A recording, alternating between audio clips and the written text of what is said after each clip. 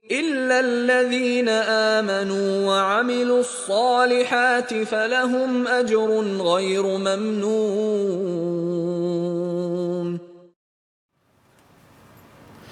إن الحمد لله نحمده ونستعينه ونستغفره ونتوب إليه ونعوذ بالله من شرور أنفسنا ومن سيئات أعمالنا. من يهده الله فلا مضل له ومن يضلل فلا هادي له. أشهد أن لا إله إلا الله وحده لا شريك له وأشهد أن محمدا عبده ورسوله صلوات الله وسلامه عليه نبينا وحبيبنا محمد صلى الله عليه وعلى آله وصحبه وسلم. قال الله تعالى في كتابه الكريم: يا أيها الذين آمنوا اتقوا الله حق تقاته ولا تموتن إلا وأنتم مسلمون. يا أيها الناس اتقوا ربكم الذي خلقكم من نفس واحدة وخلق منها زوجها وبث منهما رجالا كثيرا ونساء واتقوا الله الذي تساءلون به والأرحام إن الله كان عليكم رقيبا. يا أيها الذين آمنوا اتقوا الله وقولوا قولا سديدا يصلح لكم أعمالكم ويغفر لكم ذنوبكم ومن يطع الله ورسوله فقد فاز فوزا عظيما. أما بعد فاعلم أيها الناس فإن أصدق الحديث كتاب الله وخير الهدى هدى محمد صلى الله عليه وعلى آله وصحبه وسلم وشر الأمور محدثاتها فإن كل محدثة بدعة وكل بدعة ضلالة وكل ضلالة في النار. Ma'asyiral muslimin sidang Jumat rahimakumullah. Dalam sebuah hadis yang sahih yang diriwayatkan muttafaqun alaih Bukhari dan Muslim dari sahabat Abdullah bin Abbas radhiyallahu anhuma, Rasul sallallahu alaihi wasallam bersabda: "Lau anna li ibni Adam wadiyan min dhahab." Kalau seandainya anak Adam memiliki satu lembah berisi emas. Bayangkan ikhwan, satu lembah isinya emas semuanya. Ahabba an yakuna lahu wadiyani. Maka dia pasti menginginkan mendapatkan lembah yang kedua berisi emas pula. Bahkan dalam riwayat lain disebutkan, ketika dia memiliki lembah emas yang kedua, labtagha thalithan. Dia akan menginginkan yang ketiga dan terus. Walan yamla'u fahu illa turab. Dan tidak ada yang bisa memenuhi mulutnya kecuali tanah. Tidak ada yang bisa memberikan kepuasan kepada dirinya kecuali ketika dia masuk lubang kubur. Wa yatubullahu ala man taba. Dan Allah Azza wa Jalla menerima taubat orang-orang yang bertaubat kepada Allah Azza wa Jalla. Dari hadis ini ikhwan, salah satu faedah dari hadis ini. Hadis ini menjadi dalil bagi diri kita. Nabi sallallahu alaihi wasallam mencela dengan celaan yang luar biasa bagi orang yang menjadikan dunia sebagai tujuan utamanya. Ketika orang itu sangat rakus dan tamak kepada dunianya, menjadikan dunia sebagai tujuan utamanya, ambisi terbesarnya, niat utamanya dalam hidupnya. Celaan dari hadis ini luar biasa, Masya Allah. Tidak akan pernah bisa memenuhi mulutnya kecuali tanah, kata Nabi sallallahu alaihi wasallam. Pantaslah Allah tabaraka wa taala juga berfirman, "Alhaakumut takatsur hatta zurtumul maqabir." Kemegah-megahan telah melalaikan kalian, mencelakakan kalian. Sampai kapan? Sampai kalian masuk ke lubang kubur, kata Allah tabaraka wa taala. Allahu akbar. Lihat diri kita sama-sama ikhwan. Mana yang lebih bercokol dalam hati kita? Mana yang lebih berpengaruh dalam hati kita? Ad-dunya awil akhirah? Dunia atau akhirat? Nabi SAW juga mengatakan, ta'isa abdud dinar wa abdud dirham wal khamisah wal khamilah. Celaka hamba dinar, celaka hamba dirham, celaka hamba pakaian yang indah, hamba mode luar biasa. In u'tiya radhiya wa in lam yu'ta lam yurda. Ketika dia diberi, maka dia ridha. Tapi kalau dia tidak diberi oleh Allah, dia tidak ridha, dia benci kepada Allah tabaraka wa taala. Ini abdud dunia. Ini budak-budak negeri dunia, ya ikhwan. Ali bin Abi Thalib radhiyallahu taala anhu mengatakan, irtahalatid dunya mudbirah wartahalatil akhiratu muqbilah. Dunia pergi menjauh dan akhirat menyongsong untuk mendekat diri kita. Falikulli minhuma banun, dan keduanya ini memiliki anak, baik anak-anak negeri akhirat atau anak-anak negeri dunia. Fakunu min abna'il akhirah wa la takunu min abna'id dunya. Maka jadilah kalian, kata Ali, menjadi hamba-hamba negeri akhirat, anak-anak negeri akhirat, wa la takun min abna'id dunya. Dan jangan kalian menjadi budak-budak negeri dunia, anak-anak hamba dunia, jangan. Kenapa? Fa innal yawma 'amalun wa la hisab wa ghadan hisabun wa la 'amal. Karena sekarang di dunia tempatnya beramal, tidak ada hisab, enggak ada audit. Dan nanti di hari akhirat hanya ada hisab, hanya ada audit, tidak ada amalan. Berapa banyak Allah Azza wa Jalla sebutkan dalam Al-Quran orang-orang yang ingin kembali ke dunia, mau apa? La'alli a'malu salihan fima taraktu, agar aku dapat beramal saleh ya Allah. Amal saleh yang dahulu aku tinggalkan itu di dunia, amal saleh yang aku enggak lakukan itu di dunia ya Allah. Kalla, kata Allah, enggak mungkin, sekali-kali tidak. Lihat diri kita masing-masing, ikhwan. Mana yang lebih kuat dalam hati kita? Mana yang lebih berpengaruh dalam hati kita? Ad-dunya awil akhirah. Karena ketika dalam hati kita dunia isinya, tidak akan pernah masuk bisa akhirat dalam hati kita, ikhwan. Gak ada tempat sama sekali, subhanallah. Dan ketika tamak dan rakus kepada dunia, tidak akan menyebabkan dirinya puas akan dunia tersebut. Pasti akan selalu merasa kurang dari dunianya. Pasti akan selalu merasa butuh dari dunianya. Bukan butuh dari Allah tabaraka wa ta'ala, tapi butuh dari dunia. Dan ini kehinaan, na'udzubillah min dzalik, kecelakaan besar. Maka khatib mengajak bagi diri khatib dan kepada kita semua, jangan jadikan dunia menjadi tujuan utama hidup kita, ikhwan. Jangan jadikan dunia menjadi ambisi terbesar hidup kita. Bukan berarti kita nggak boleh cari dunia, silahkan. Tidak terlarang dari menjadi orang kaya, konglomerat dalam Islam, silahkan, nggak terlarang dalam Islam. Bahkan 10 sahabat Nabi yang dijamin surga, banyak dari mereka orang yang punya harta di tangan mereka. Banyak dari mereka orang yang kaya. Tapi harta mereka hanya di tangan mereka, tidak sampai masuk ke dalam hati mereka. Ini yang susah, ikhwan. Ini yang berat. Dunia mereka hanya di tangan mereka, tidak sampai masuk ke dalam hati mereka. Berbeda dengan kita bersama, subhanallah.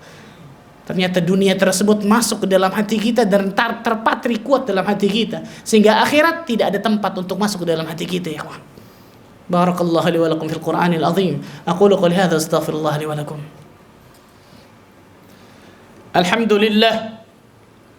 حمدا كثيرا طيبا مباركا فيه كما يحب ربنا ويرضى, والصلاة والسلام على رسول الله وعلى آله وصحبه ومواله. أشهد أن لا إله إلا الله وحده لا شريك له وأشهد أن محمدا عبده ورسوله. إخوة الإيمان rahimani wa rahimakumullah. Ketika kita sebutkan tadi hadis celaan kepada orang yang rakus dan tamak luar biasa kepada dunia, dan ternyata banyak manusia yang terfitnah dari dunia tersebut. Ternyata salah satu ujian yang Allah Azza wa Jalla berikan kepada hambanya dari masalah harta dunia. Bahkan Nabi SAW menyebutkan, likulli ummatin fitnah wa fitnatu ummati al-mal. Setiap umat itu ada fitnahnya, dan fitnah umatku, kata Nabi, dalam masalah harta, kata Nabi SAW. Pertanyaan besarnya adalah, apa solusinya, ikhwan?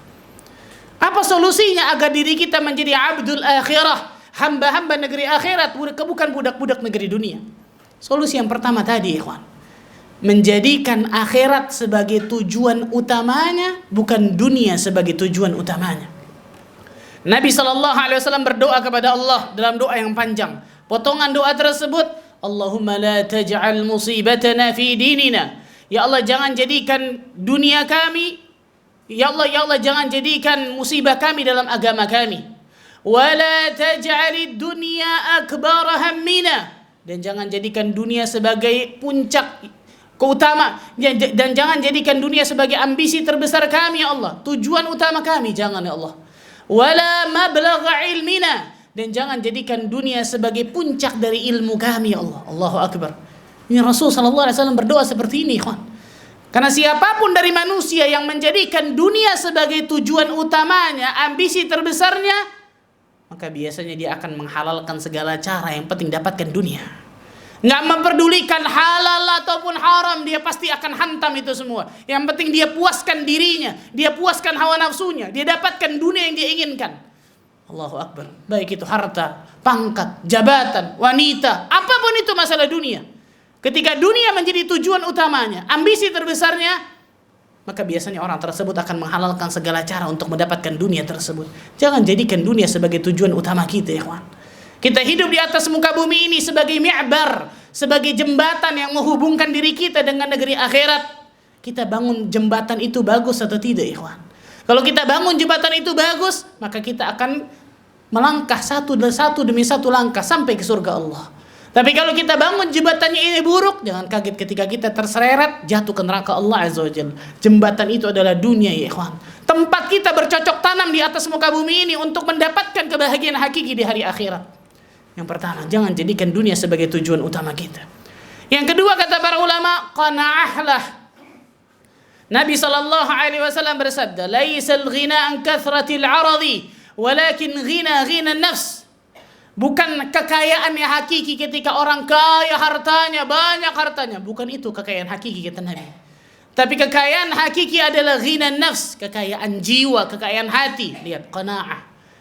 Merasa cukup akan pemberian Allah Azza wa Jalla. Hatinya selalu bersyukur kepada Allah Tabaraka wa Ta'ala. Rasul sallallahu alaihi wasallam juga berdoa kepada Allah, Allahumma inni as'aluka al-huda wat-tuqa wal-'afafa wal-ghina. Ya Allah, aku mohon kepadamu hidayah, ketakwaan, terjauh dari perbuatan yang haram, dan al-ghina. Apa itu al-ghina? Kekayaan hati, kecukupan hati, ikhwan. Allahu akbar. Imam Syafi'i rahimahullahu taala mengatakan, "Idza kunta dzu qalbin qanu' fa anta wa malikud dunya sawa." Ketika engkau memiliki hati yang qanaah, maka engkau dengan raja-raja di dunia ini sama, kata Imam Syafi'i. Allahu akbar. Qanaahlah kepada dunia, ya ikhwan. Qanaahlah kepada harta yang Allah Azza wa Jalla berikan kepadamu. Merasa puas, merasa cukup akan pemberian yang Allah berikan kepadamu masalah dunia. Bukan qanaah masalah akhirat. Salah. Kita masalah akhirat qanaah. Suruh nambah ibadah ini cukup, suruh nambah ibadah ini cukup. Salah. Masalah akhirat, fastabiqul khairat. Berlomba-lomba dalam kebaikan. Berlomba-lomba untuk membekali diri kita dengan amal saleh, ikhwan. Itu akhirat. Bukan qanaah masalah akhirat. Masalah dunia betul qanaah, subhanallah. Dan yang terakhir, yang ketiga, zuhudlah kepada dunia. Rasul sallallahu alaihi wasallam bersabda, "Izhad fid dunya yuhibbukallah." Zuhudlah engkau kepada dunia, maka Allah pasti akan mencintaimu. Allahu akbar. Allah yang mencintai kita, ikhwan. Apa itu zuhud?